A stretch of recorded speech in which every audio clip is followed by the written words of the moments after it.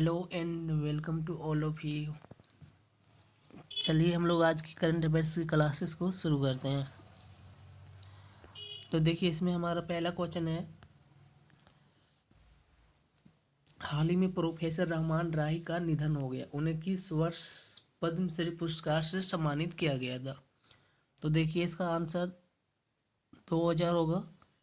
सन 2000 में उसे प्रोफेसर रहमान राही को पद्मश्री पुरस्कार से सम्मानित किया गया था।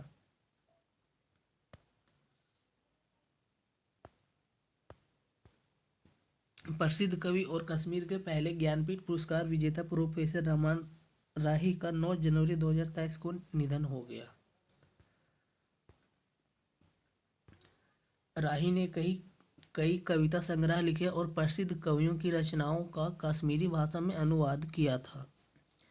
मतलब जो राही थे उन्होंने बहुत सारे कविता संग्रह लिखे थे और प्रसिद्ध कवियों की जो रचना होता है उसका कश्मीरी भाषा में अनुवाद भी किए थे।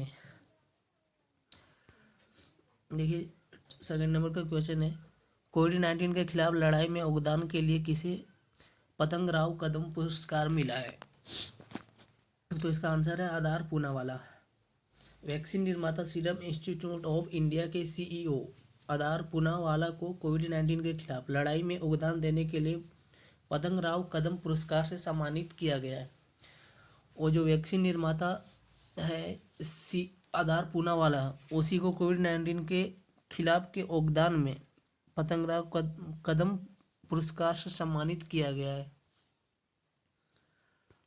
थर्ड क्वेश्चन देखते हैं, सानिया मिर्जा ने फरवरी 2023 में दुबई में WTA 1000 कार्यक्रम में पेशेवर टेनिस से संन्यास लेने की घोषणा की है। उन्होंने कितने ग्रैंड स्लैम युगल खिताब जीते हैं? तो इसका आंसर 6 है। देखिए भारत की पूर्व उगल विश्व नंबर 1 चैंपियन सानिया मिर्जा ने घोषणा की है कि वह फरवरी में दुबई WTA 1000 कार्यक्रम में पेशेवर टेनिस से संन्यास ले लेगी। सानिया का सफल करियर रहा। उन्होंने 6 ग्रैंड स्लैम युगल खिताब जीते और WTA एकल खिताब जीतने वाली पहली भारतीय महिला बनी। मतलब सानिया मिर्जा जो है वो उन्होंने 6 ग्रैंड स्लैम युगल खिताब भी जीती है और जो WTA उसका एकल खिताब जीतने वाली पहली भारतीय महिला बनी थी। 4 नंबर देखिए, 8 जनवरी 2023 को किस शहर में आधिकारिक तौर पर अंतर्राष्ट्रीय पतंग महोत्सव शुरू हुआ? तो इसका आंसर है अहमदाबाद, जो गुजरात का है। अंतर्राष्ट्रीय पतंग महोत्सव 2023 आधिकारिक तौर पर 8 जनवरी को गुजरात के अहमदाबाद में G20 देशों पर केंद्रित एक थीम के साथ शुरू हुआ था। यह महोत्सव उत्तर नारायण के आधिकारिक उत्सव के हिस्से के रूप में 1989 से प्रतिवर्ष अहमदाबाद में आयोजित किया जा रहा है। मतलब यह जो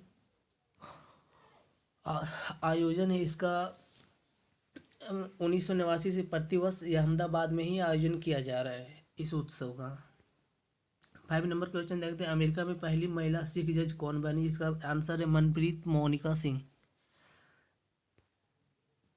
एक्सप्लेनेशन देखते हैं, भारतीय मूल की मनप्रीत मोनिका सिंह जनवरी 2023 में अमेरिका में पहली महिला सिख जज बनी।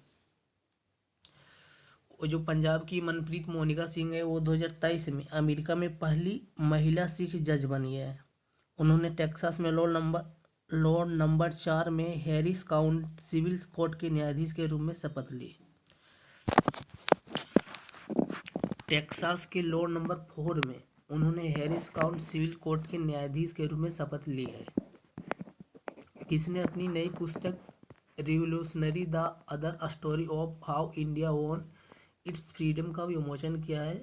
तो इसका आंसर है संजीव सान्याल।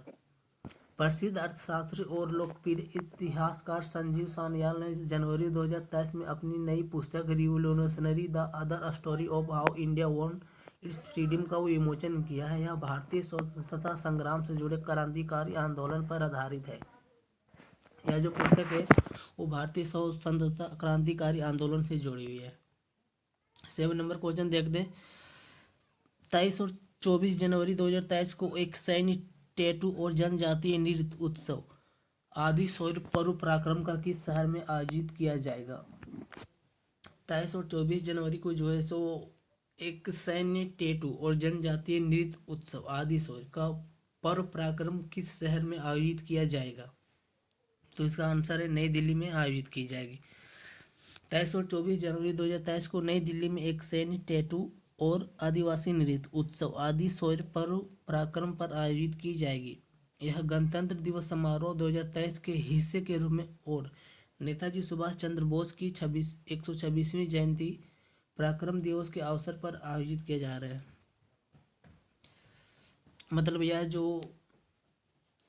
सैन्य टैटू और नृत्य उत्सव आदि का जो आयोजन किया जा रहा है वो नेताजी सुभाष चंद्र बोस की 126वीं जयंती और गणतंत्र दिवस के हिस्से के रूप में आयोजित किया जा रहा है। प्रवासी भारतीय दिवस के 17वें संस्करण की थीम क्या थी? वो जो 9 जनवरी को प्रवासी दिवस मनाई गई उसकी थीम क्या थी? तो देखिए, diaspora reliable partners for India's progress in Amrit Kaal. 8 जनवरी 2023 को मध्य प्रदेश के इंदौर में प्रवासी भारतीय दिवस सम्मेलन का 17वां संस्करण शुरू हुआ। 2023 के आयोजन की theme diaspora reliable partners for India's progress in Amrit Kaal रखी है। केंद्र सरकार ने लद्दाख की अनूठी संस्कृति, भाषा और रोजगार की रक्षा के उपायों पर चर्चा करने के लिए एक समिति का गठन किया है। समिति की अध्यक्षता किसके द्वारा की जाएगी? केंद्र सरकार ने लद्दाख की अनूठी संस्कृति, भाषा और रोजगार की रक्षा के उपायों पर चर्चा करने के लिए एक समिति का जो गठन किया है उस समिति की अध्यक्षता कौन करेगी? तो इसका आंसर है नित्यानंद राय।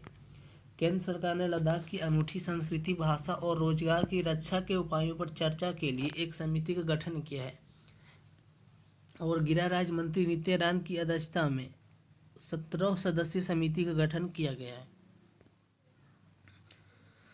देखिए 10 नंबर क्वेश्चन, जनवरी 2023 में अमेरिकी प्रतिनिधि सभा के स्पीकर के रूप में किसे चुना गया? तो इसका आंसर पता हुआ केविन मैककार्थी। रिपब्लिकन नेता केविन मैककार्थी को अमेरिकी प्रतिनिधि सभा के